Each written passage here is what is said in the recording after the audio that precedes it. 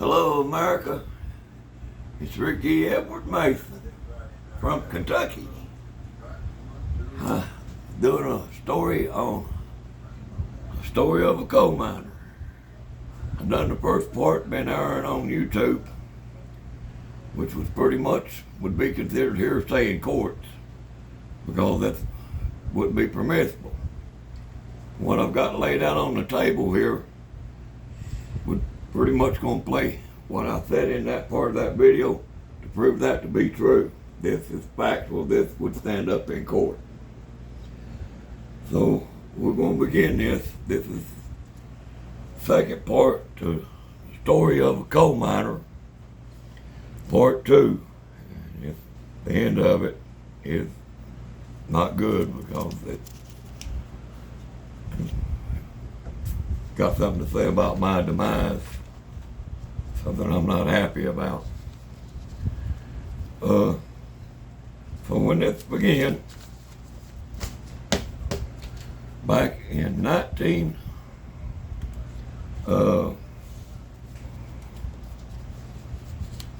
see, right here it is. I was scheduled. No, wait a minute. We won't start there. We'll start here. This is my first troubles with the coal mining. As you can see, I worked for Turco Mining during the years of 87, 88, and 89. Okay, I worked with this piece of machinery. They had me working with this piece of machinery that they had built. The mine operator had built it, and the Department of Mining Minerals was monitoring the machine for it to pass its permissibility tests. At the time I was working for this, I was setting the jacks for this machine. This giant chainsaw was throwing dust into my face.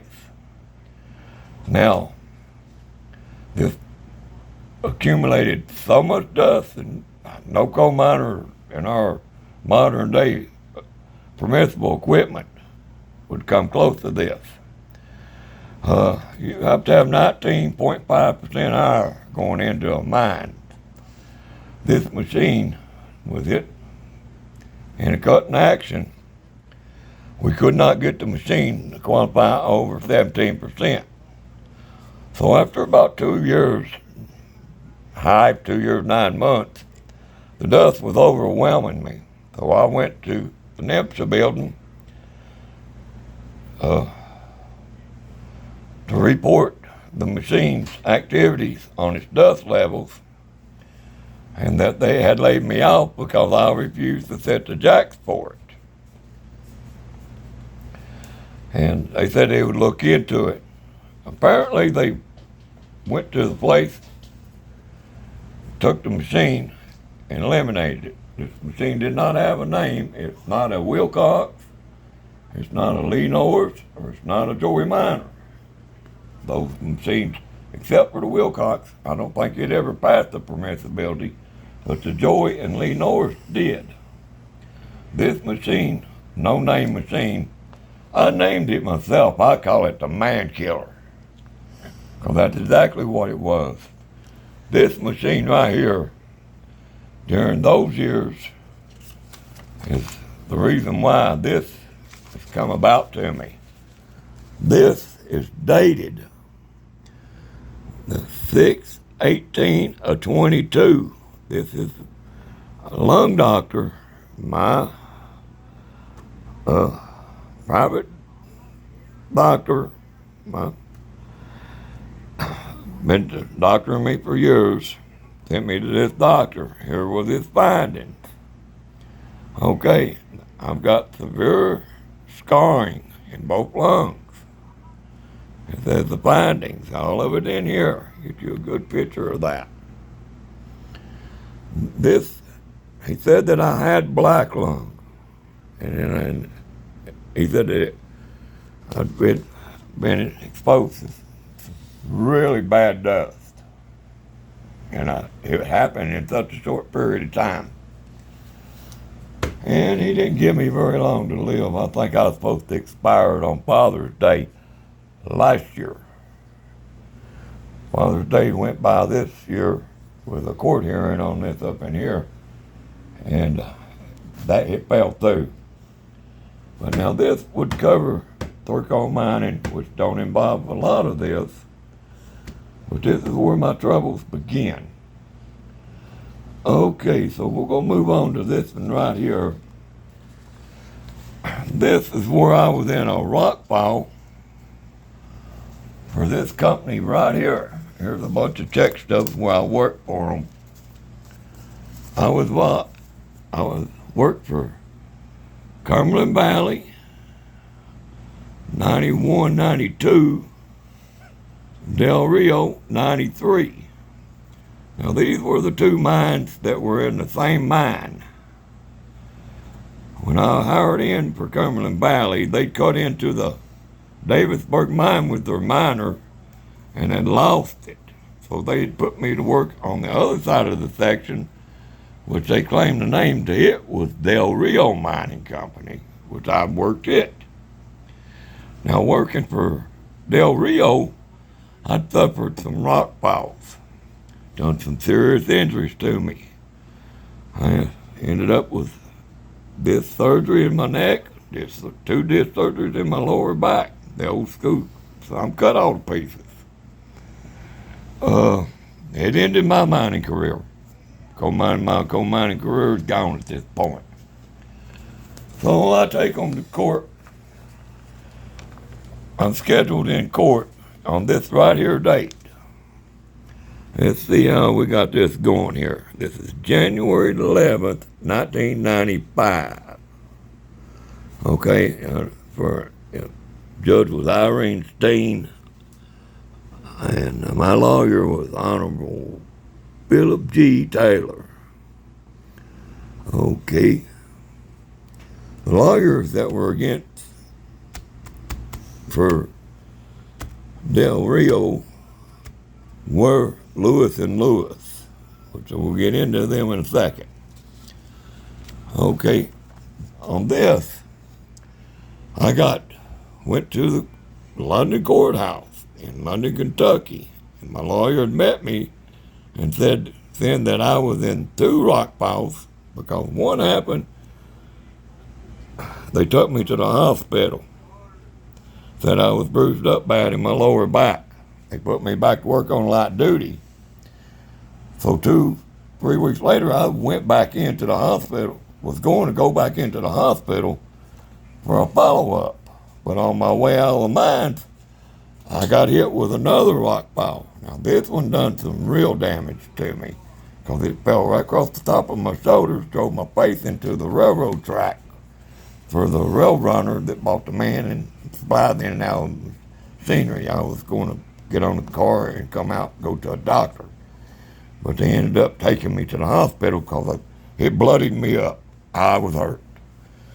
They informed me that my mine career was over with. This went to court. I was denied my constitutional rights for my day in court here. So that was uncalled for, my black lung part of it. Now we're going to move on because being diagnosed with black lung, we go into black lung cases. Now we're going to count these as we go. This is the first black lung hearing. Okay, Del Rio, Ricky Mason. Okay, their lawyers were the same as the others.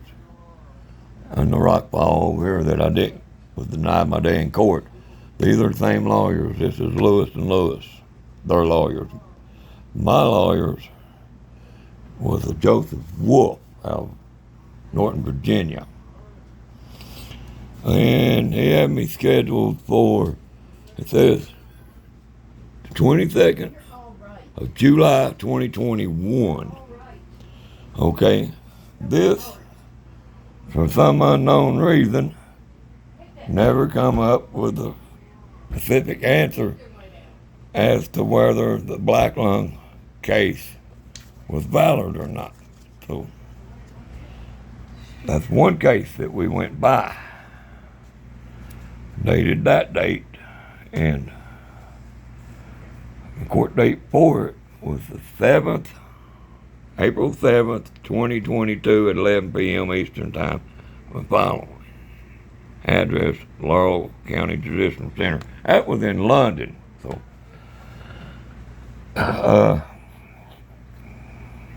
COVID struck, I think, about this time, so they started doing phone conferences on these hearings. This one would be the first. I guess they just lost it in the shuffle. But we're going to move on again. And here we go. We've got the second hearing on it for another hearing going down on this. And this one is, well, let me see, that's my birthday. This one is scheduled for February the 1st, 2024. Here's your time, and so this was done there in another hearing, which is another black lung hearing swept under the table for me. Okay, so that's the second time they've had a hearing on me. Now, let's move over here. Here's a third hearing. Let's see. Now, this one appears, says March the 18th, 2025. Let's see.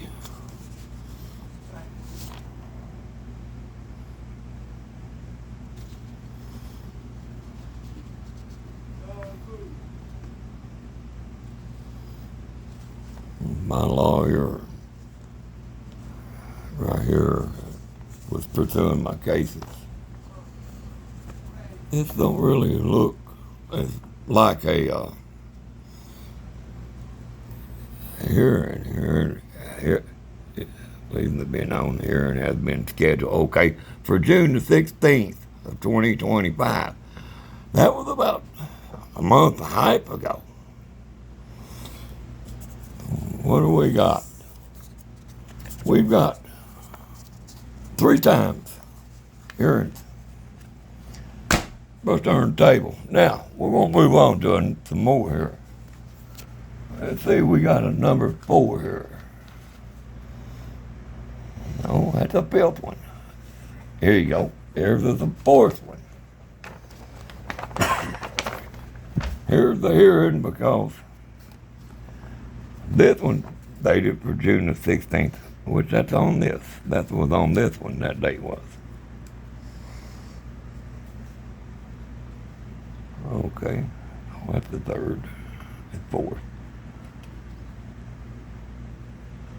Okay, these are basically the same one, ain't they? Monday, June 16th, March 16th.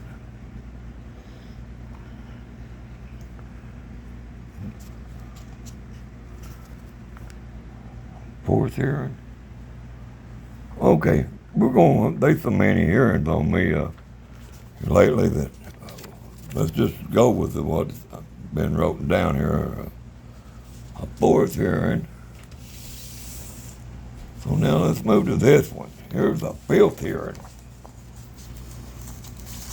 Okay. This is June 27th, 2025. And it's scheduled on March 12th, 2025. Notify of a hearing and a video hearing conference on June 16th. Here's another hearing. Oh, that's 5. Oh, I want to drag something out. They're good at it. Coal mine's not going to give coal miner nothing. They won't spend $1 on us. The only way they're going to do anything is take it from a coal miner. Uh, let's see what we've got here. June the 30th, 2025, Ricky Mason recording. So this is scheduled for September the 15th of 2025. Now this hasn't occurred yet. It's about a month from now, month and a half from now, this is going to happen. So we don't know the result of that. This would be the sixth one that I've been into. So whatever happens on this one, this has went on for a long time since I've contracted the black lung. Let's see what I've got left laying right here. Okay, the Act of 1969. All right. Federal Coal Mining Health and Safety Act of 1969. Okay, now, pretty much everything that's been stated so far would be factual, would probably be permissible in court as evidence. Anything else would be hearsay, so I'm fixing to probably move into hearsay. I'll make sure I keep the two separate as best I can. I'm not a lawyer, I'm a coal miner. A first generation coal miner. Unfortunately, I took two of my first cousins with me, and they're dying from black lung too. So I wiped out three of my family members. We're all going to die from black lung. Only one of us, about 7, 8 years ago, signed up with me on the black lung. Got his in within 8 months. Mine's been going on for years. I think we signed up on it June the 14th, 2018. I know that I had breathing problems. They played this out. What? Now speculation. This is purely speculation. My opinions of this, the Mining Law Act, the coal operators and the lawyers used this 1969 Mine Safety Law Act to find the miners, make it overwhelming, knowing that we would not be able to pay, slapping fines on them, making threats, shut them down. Which in the end probably ended up getting their land and that. I think that some of this happened up there in Pennsylvania. I believe we got 1 or 2 coal miners killed in that deal. Distraction's something you can't have in a coal mine. Not for a coal miner. He needs to stay concentrated point blank. There's no room for mistakes in the coal mining industry. For the miner himself, he has too many ways of dying. But once mine operators and the lawyers got done with this 1969 Law Act and used it, weaponized themselves with it, found them a loophole to go after the coal miners and the owners of the properties. And it went on pretty good there. They feuded for about 6, 7 years. I think the federal mining got more involved in it in 1977 in the Mine Safety Act. And yeah, right here is a piece of paper that says our intake. Our has to be 19.5, not more than 1/2% CO, 0.5% of carbon dioxide. Okay, now that cutting machine could not do this, but the mining operators, mining Department of Mine and Minerals, their inspectors, the state and the federal, they allowed this to run. An experimental machine. They guinea pigged me. That's a sad deal. Sad deal. It wasn't right to do your fellow man that way. Hard working coal miner. And people, I often hear coal miners say they get coal mining in their blood. They do. They get it in their blood. A coal miner himself, he does this for his family. He does this for his American dream. He does this with the prayers and hopes that he stays alive to see his children go to college. Nothing like this ever happened for a coal miner. There is no American dream force. There is no sending your children to college. They'll abandon you. Your land will be scarred. You will be injured like I am. Guys, it's hard to live through rock piles. God loves me. I know this in my heart, that God does truly love me. I would not be here today if it wasn't for God. Those rock piles is the reason why I'm living today. I prayed to come out from underground after about 15, 16 years under there in the dark. You want to see what the world's like. And I prayed to come out. He bought me out. Be careful what you ask him for. He'll let you have it. Of course, mine, I come out with a couple of rock piles that ain't been physically enlightening for me. Being hurt and painful, extraordinary throughout my body.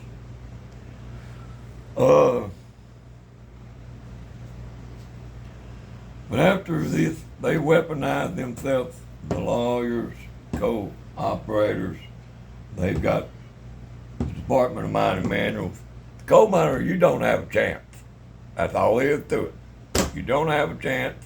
They'll slap you with fines. They'll fire you. They'll do whatever they got to do. And as far as those rock piles and us cutting into that Davisburg mine, I believe we might have. They say that we're living inside of, here in Middlesboro, Kentucky, that we're living inside of an asteroid that hit the planet Earth. They say that it's the only one in the northern hemisphere of this part of the world. Big old hole in the ground. Now we're in the bottom of that hole. We funneled out and cut into some water source out in there somewhere, cut through that mountain and hit a water source. And that water comes from whatever we hit over there to that picture that's on the TV that's draining out over Middlesboro today. This happened about a month and a half ago. From now, it'll be 34 years that's been draining out over there. So apparently there's a lot of water coming from somewhere in that region of the country. If you mess, we liable to cut the bottom out of Lake Erie for all I know. But now they tell me that this Kentucky set up over a cave system that's starting to have problems, sinkholes and stuff like that that's showing up. I believe we've tapped into an underground water table. It probably needs to be looked into. Environmentalists probably need to go look into that just be on the safe side. Now, this is only hearsay. I'm speculating, because this is what that looks like.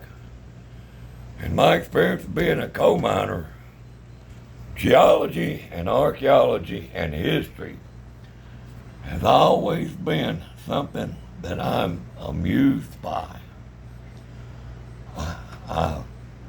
I find logic in fossils and predating stuff with the archaeology to it. So it looks logical that we've cut into a water table and we've down and under it, down in that hole, that outer brim up in there. If we've cut into an underground water table through that mountain, got into a table, it's draining out in that boat. So you're causing leaks. It's not telling where that water's coming through from out the state. I would look into it. There should be no water even come down through the city of Middleborough. That creek should not even be there. But if that's been running for 33 years. Apparently it's probably causing the environmental and the underground cave systems having this fallout because it's relieved the pressure off of the landscaping, I guess you could say. And, you know, when I started this, my biggest thing, and still is to save our coal miners, okay? I don't have to be a dime for black lung, children. This is something that the mining operators should have been responsible for. My safety and other coal miners' safety. And they hand us some kind of little mask called 3M, little piece of paper you put over your face.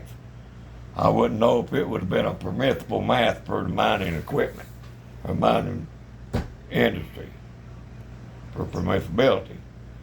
If not, that would have played a big role on us getting black back in the 80s, 90s. But nowadays, they tell me that the coal miners are dying at 35 and 43. And this is purely because the coal miners are exposed to this dust. Now, my opinion on black lung is, children, if you do not breathe dust, you cannot get black lung.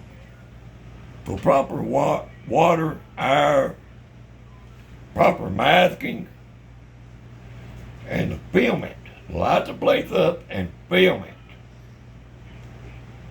Coal miners must be protected.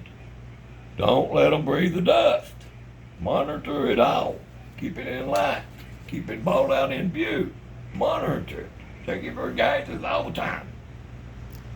Get enough wind through there to blow the dust off the coal miner before he gets in it. He can't breathe it. He can't get it. Okay, now that's going to save the government so much money. Because you know how much medical expenses we're spending on coal miners to try and figure out how to get out of dying from black lung. And we're not going to figure it out, children, until we change that Mining Safety Act of 1969 and bring it up to date. The machinery has moved ahead, but the mine safety laws are still stuck back in 69. That wasn't retained to these new mining equipment we got. And the mining coal more with these new permissible machineries like the Joey and the Lee Norris, continuous miners. But the miners are dying younger. More workers, more dust, more black lung. Okay, this is costing the government millions and billions of dollars in medical expenses. I'd hate to have to think about what they spend just on me alone in breathing content. Nebulizers, Advairs, prednisone. These are medicines to keep me alive, children. I'm having some other attacks now. I figure one of these I'll just quit breathing because when they come, it just takes it off where I'm in. I can't get no air. I have to, and puffers just as hard as I can get them going in my face, the nebulizers, and I got for breath. I mean, I've been through about 3 episodes. Children, I might be a coal miner. I'll walk where no man walked before and no man will ever walk again. I got coal mining in my blood. My strive for survival for me and my family is what they talking about when you hear a coal miner says it gets in your blood. That's the answer to that question. He does it because he loves his family, friends, neighbors. He knows that he's tempted death by rock falls, electricians. There's just so many ways to die in coal mine. bad hour, no hour. I've experienced those experiences too. Oh yeah, I ended up getting 16 or 17 years before my mining career come to an end. I played with a lot of dynamite, one method of coal mining, worked with a homemade cut machine, another, I don't know what you'd call that, mining, I guess, mining minerals would know more about that. They let it run. And then went into the continuous miners. Now I worked them two at Bell County or Cumberland Valley and Del Rio.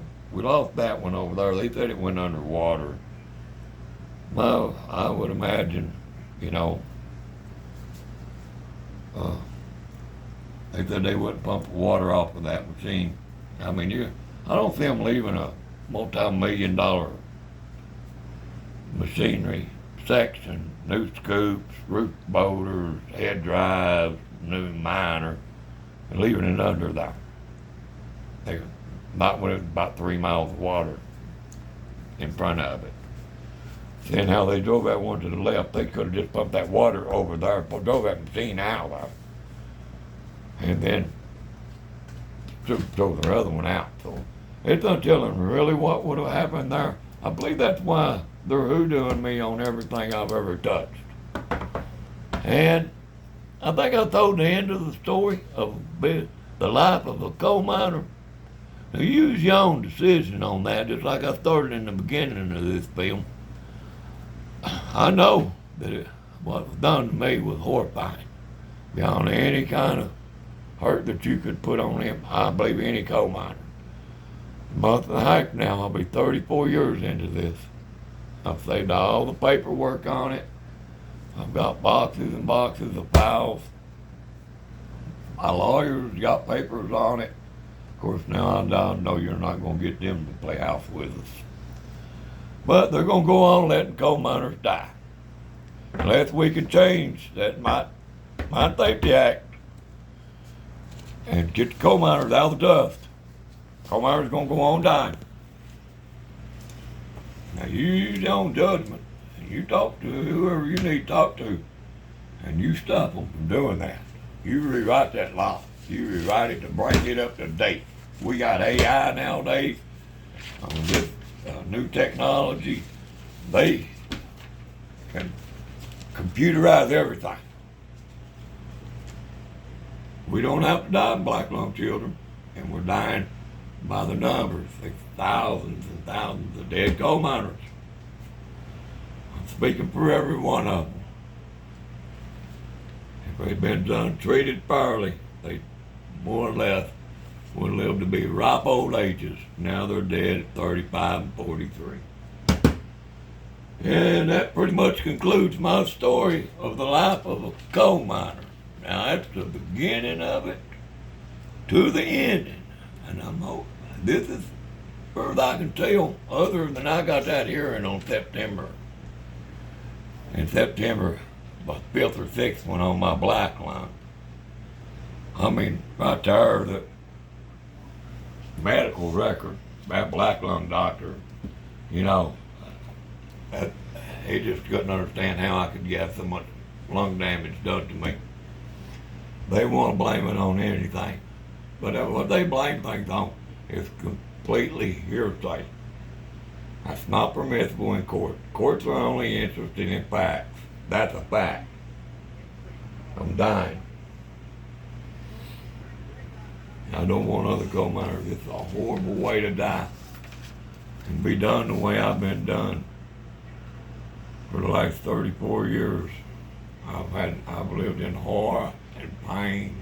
I've lost my family, my livelihood, my dignity, everything that I dreamed of having the American dream.